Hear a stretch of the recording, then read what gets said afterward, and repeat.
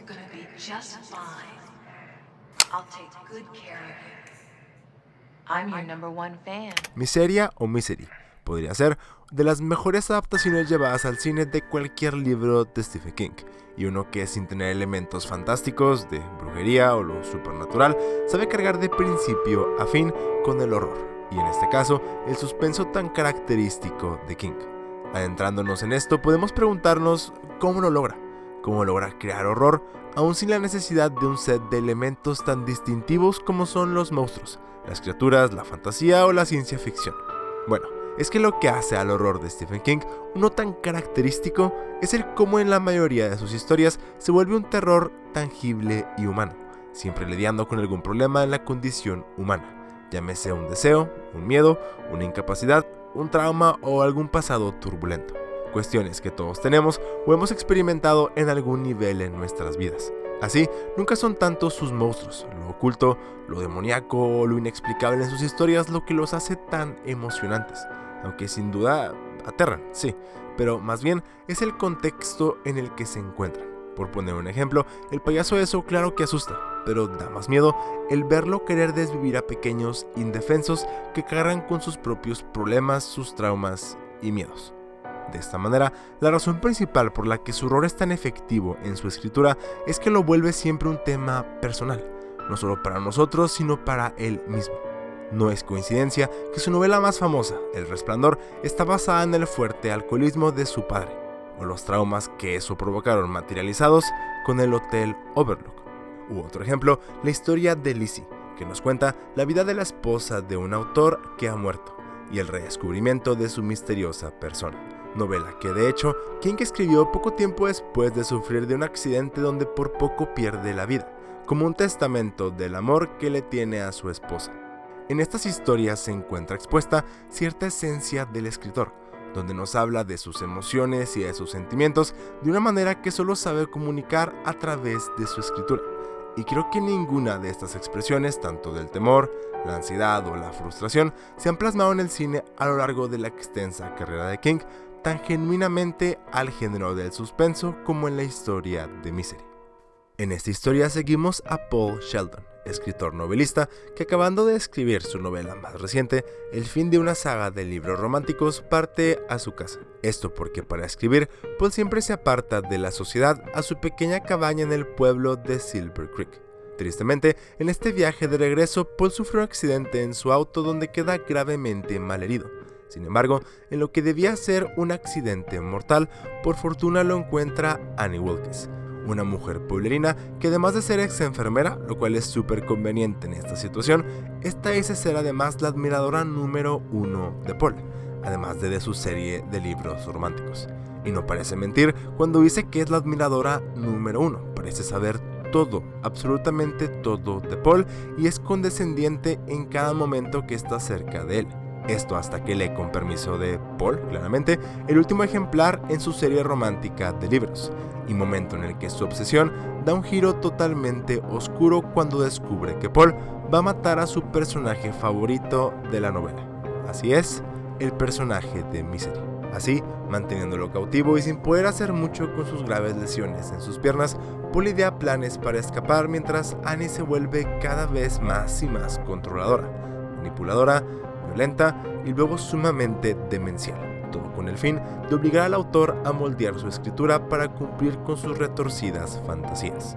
Misery salió en un tiempo interesante para King, quien después de escribir y sacar su libro Los Ojos del Dragón, fue criticado por salirse del género por el que todos lo conocemos, al adentrarse a escribir una aventura de fantasía, y mientras la crítica fue positiva y pudo ver el valor de su obra, aquellos que decían ser los más fanáticos de la literatura de King comenzaron a criticarle. The swearing Paul. Es sencillo ver cómo esta frustración para King al sentirse atrapado bajo la sombra de sus obras anteriores y dentro del género del horror lo llevaron a escribir Misery. But the basic thing is, I never said that I was a horror novelist. I never said that I was a suspense novelist. I never said I was anything except a guy who writes books.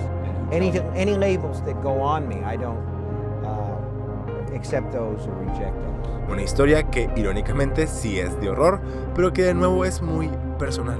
y que logra desde la experiencia humana, a través de un hombre común, llevarnos a lugares oscuros con elementos del mundo real, teniendo a este protagonista que es literalmente cautivo, obligado a suplir las necesidades de aquella loca que cree tener el derecho de ser escuchada, ya que en cierta manera retorcida, podría argumentar, es gracias a personas como ella que compra y lee cada uno de los libros de Paul que él como autor exitoso existe.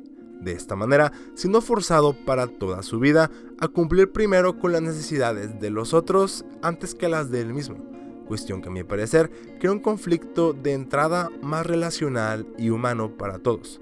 Nada peor puede haber que el sentimiento de sentirse atrapado en la misma cosa que tú creaste, llámese un trabajo, una relación o lo que sea. Este sentimiento es básicamente el que carga Paul de principio a fin en la película. Lo interesante aquí es que podemos ver su frustración incluso antes de que ocurra el accidente y quede físicamente atrapado. Es evidente que Paul no está feliz escribiendo estos libros y quiere apartarse de historias que ya no lo llenan más. Se encuentra de cierta forma en una prisión mental, pero al sentirse que tal vez se debe a sus fans, escribe esta última historia de Misery, historia que termina creando todo el enojo y resentimiento en Annie, que la lleva... Bueno, no quiero que me bloqueen el video, pero ustedes me entienden. En esto, a mi parecer, Rob Reiner, director de la película, supo cómo explotar la frustración de Paul en esta prisión mental que lo contiene, para crear así uno de los mejores horrores y particularmente aquí suspensos que he visto en muchísimo tiempo. Maestro del suspenso Alfred Hitchcock dijo que mientras el misterio en una película es un proceso intelectual, el suspenso es esencialmente un proceso emocional. Esto quiere decir que la razón por la que Misery nos mantiene en un estado alerta de principio a fin es que logramos meternos en los zapatos de Paul Sheldon, en sus sentimientos, en sus frustraciones y en su dolor, bajo la misma prisión mental que a él lo contiene, y la cual aterra aún más al verse materializada en la persona de Annie Wilkes, una persona tan voluble e inestable que no tienes idea cuál será su reacción a cualquier cosa. En momentos, Paul puede creer que le da la razón en algo y termina irritándola, y al contrario, puede escribir algo que cree que no pueda gustarle y termina amándolo. La posibilidad de lo que esta mujer puede ser capaz de hacer o no hacer crea más tensión que cualquier cosa horrenda que podamos pensar. Y ahí es donde se encuentra la clave del suspenso, en tener evidencias que claramente indican los planes que puede tener Annie, pero dejarlas a nuestra interpretación. Y a la espera, crea una tensión constante que de otra forma no podríamos tener y hasta el desenlace de la historia. Para el final de la película, después de lograr desvivir a Annie en una última oportunidad para salvar su vida, Paul termina reescribiendo la historia que nuevamente les gustaría más a los fans, y no la historia que él pensaba publicar al comienzo de la película, hablándonos directamente de la influencia de sus lectores en sus obras, y en general de la influencia que las personas alrededor nuestro tienen en nuestras vidas, tanto las buenas como las malas. Y así, al final de la historia, cuando Paul logra escapar, ya meses después, termina publicando un nuevo libro, diferente a sus acostumbradas novelas, libro que en teoría lo libera de su sumisión a sus fans, pero que si pensamos un poco, no existiría sin Annie, es decir, sin haber experimentado el trauma que sufrió en esa cabaña. Annie Wilkes.